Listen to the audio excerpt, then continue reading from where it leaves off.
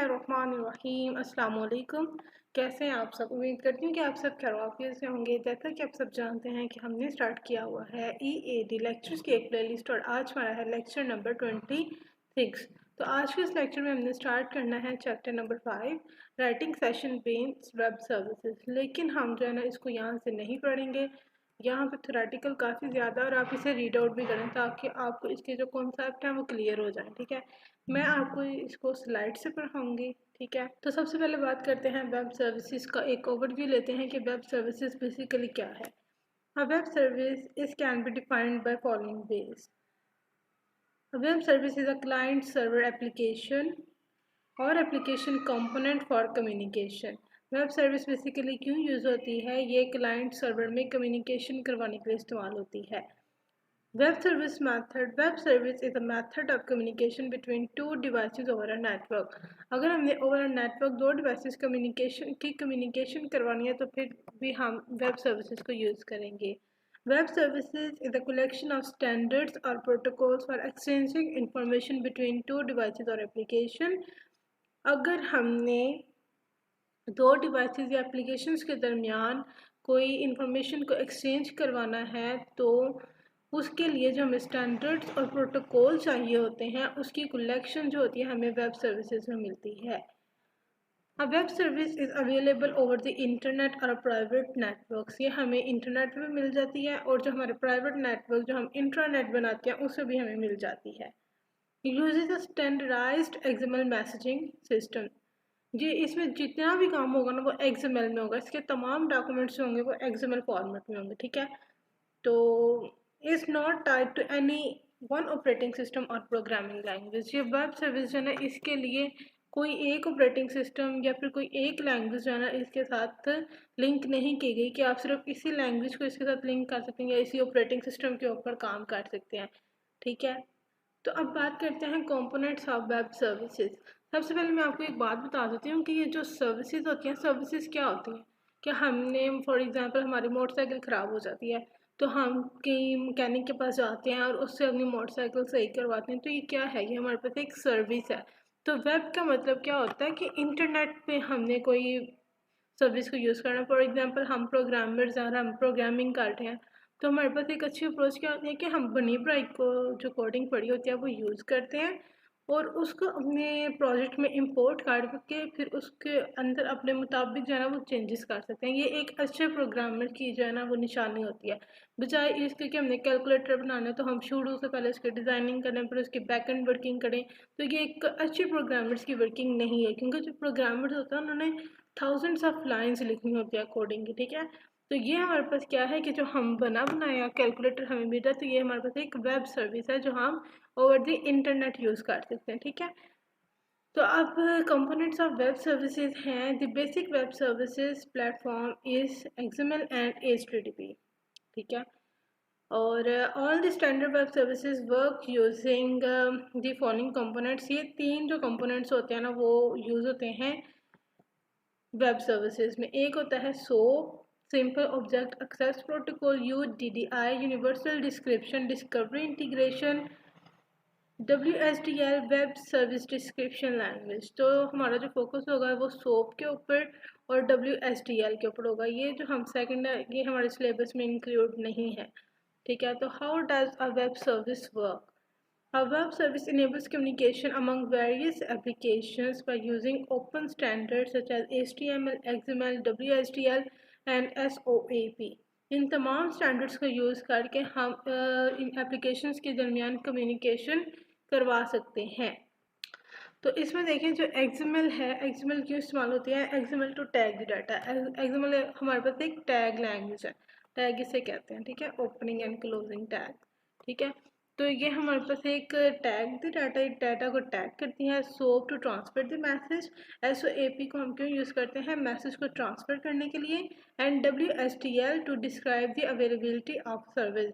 और WSDL हम use करते हैं कि जो सी सर्विस हमें चाहिए है उसको चेक करना कि वो अवेलेबल है भी या फिर नहीं। ठीक है, तो अब इनको डिटेल में पढ़ने से पहले मैं आपको जो है ना इसकी थोड़ी सी डायग्राम से बता देती हूँ ये क्या होता है। देखें जी, ये आपके बुक के पेज नंबर 104 के ऊपर ये आपकी डायग्राम आपको मिलेगी। इसमें सबसे पहले ना हम ये डायग्राम से समझते हैं कि बेसिकली क्या है। इसमें हमारे पास तीन चीज़ें होती हैं, एक service registry, service requester and service provider. ठीक है, तो जो सर्विसेज को स्टोर करना, उसको रजिस्टर करना, वो हम इसमें करते हैं सर्विस रजिस्ट्री में। सर्विस रिक्वेस्टर क्या करता है कि सर्विस रिक्वेस्टर को जो सर्विस चाहिए होती है ना, वो यहाँ से जाकर, क्योंकि यहाँ पे तमाम सर्विसेज लिखी होती हैं, पड़ी होती हैं, वो रिक्वेस्टर जो है ना यहाँ पे जाके सर्च करता है अपनी सर्विस को। और ये जो सर्विस प्रोवाइडर होता है वो तमाम सर्विसेज को यहाँ पे क्या करता है, पब्लिश करता है। ठीक है, तो अब क्या होता है कि जो सर्विस रिक्वेस्टेड है उसे यहाँ से अपनी कोई सर्विस पसंद आ जाती है, तो वो सर्विस की वो रिक्वेस्ट कहाँ पे करेगा, उसकी रिक्वेस्ट वो करेगा सर्विस प्रोवाइडर से। ठीक है, सर्विस प्रोवाइडर से वो रिक्वेस्ट करेगा कि मुझे इसकी जो है ना ये वाली सर्विस चाहिए, तो फिर जो सर्विस प्रोवाइडर है वो यहाँ से वो सर्विस लेके और सर्विस रिक्वेस्टर को देगा। ठीक है, सर्विस होती हैं वो तो सर्विस रजिस्ट्री में पड़ी होती हैं, लेकिन सर्विस रजिस्ट्री में बताना कि एक सर्विस तो है, लेकिन उसके अंदर क्या क्या मौजूद है, वो तमाम जो सर्विस की डिस्क्रिप्शन होती है ना, वो हम किस में बताते हैं, WSDL के अंदर। ये हमारे पास एक डिस्क्रिप्शन लैंग्वेज है जिसमें हम अपनी तमाम जो सर्विस है ना उसको डिस्क्राइब करते हैं। ठीक है, तो अब ये हमारे पास सोप क्या है, सोप हमारे पास एक मैसेज प्रोटोकॉल है जो कि सर्विस रिक्वेस्टर और सर्विस प्रोवाइडर के दरमियान इस्तेमाल होगा। ठीक है, यहाँ पे मिसाल के तौर पे यहाँ पे कोई जावा में काम कर रहा है और यहाँ पे PHP में काम कर रहा है, तो अब ये दो डिफरेंट लैंग्वेजेस हैं, तो इसको आपस में कम्युनिकेट कैसे करवाएंगे। तो इसके लिए क्या होगा, जब ये रिक्वेस्टर मैसेज भेजेगा तो ये SOP फॉर्मेट में जाएगा और उसे प्रोवाइडर के पास भेजेगा, और प्रोवाइडर अपना जो काम है वो PHP में करके जो रिस्पॉन्स है वो दोबारा SOP फॉर्मेट में भेजेगा रिक्वेस्टर को। इस तरह ये जो कम्युनिकेशन है ना वो होती है। अब इसको हम थ्योरेटिकली पढ़ लेते हैं।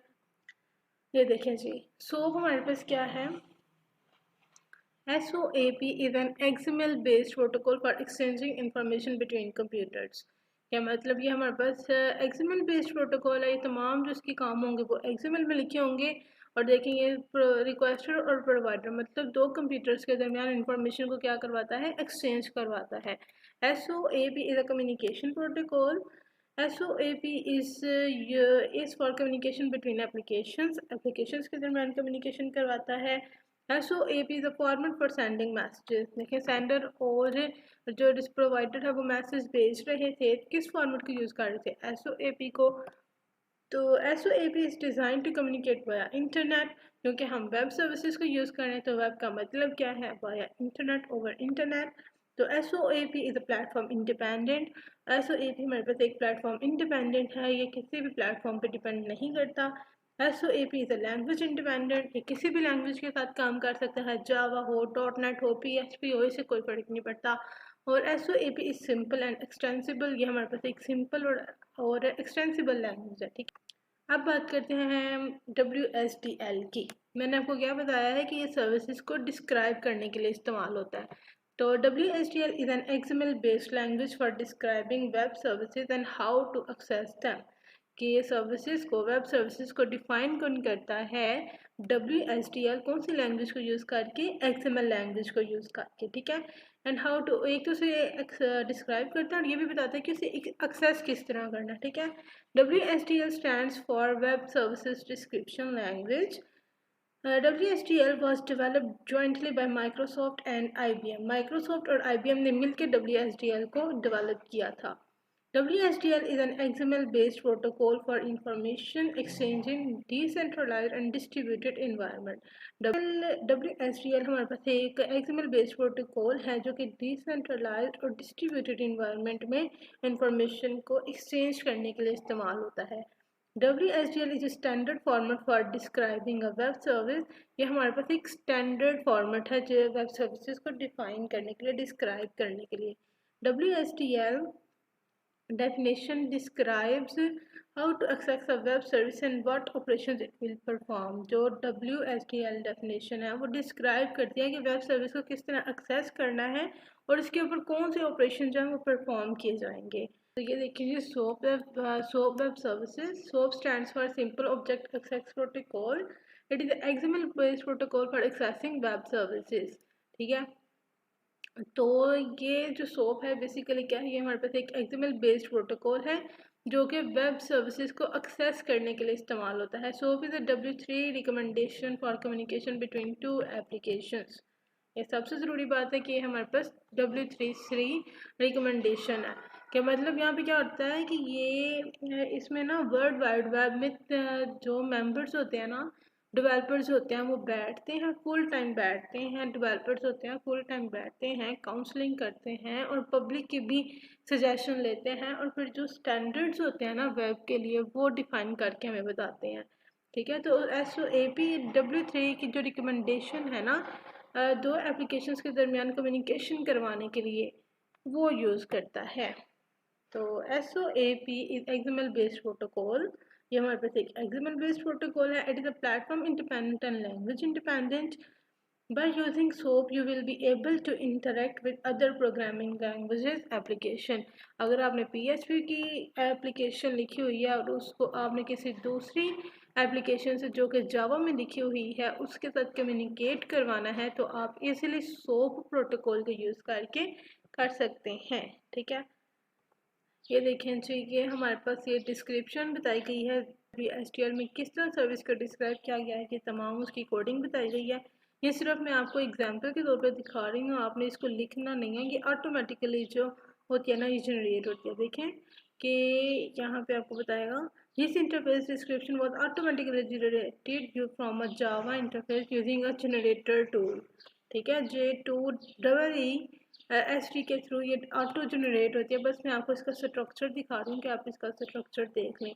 ये आपकी बुक के पेज नंबर 106 पे है। तो अब एक दफ़ा इस डायग्राम से समझने की कोशिश करते हैं कि ये हमारे पास क्या है।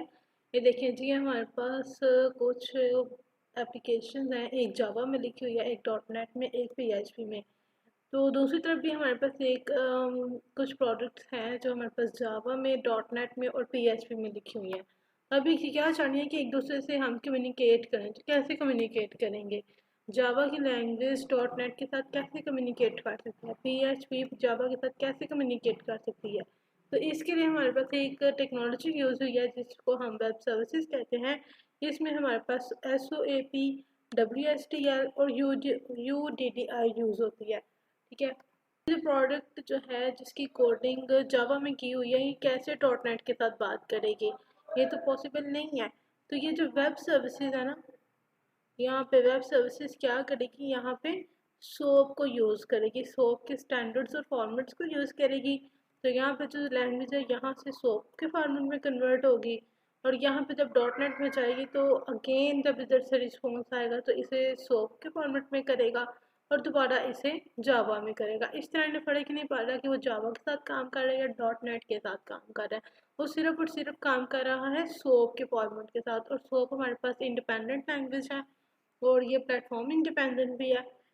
तो आज का ट्यूटोरियल हमारा यहीं तक था और फिफ्थ वाला चैप्टर हमने यहीं तक करना था। नहीं कि आपको लेक्चर पसंद आया होगा। If you have any Curie you can ask me in comment box and you can also DM me on Instagram. अब मुलाकात होगी नेक्स्ट ट्यूटोरियल में किसी नए टॉपिक के साथ। तब तक के लिए अपनी दुआ में याद रखिएगा। अल्लाह हाफिज़।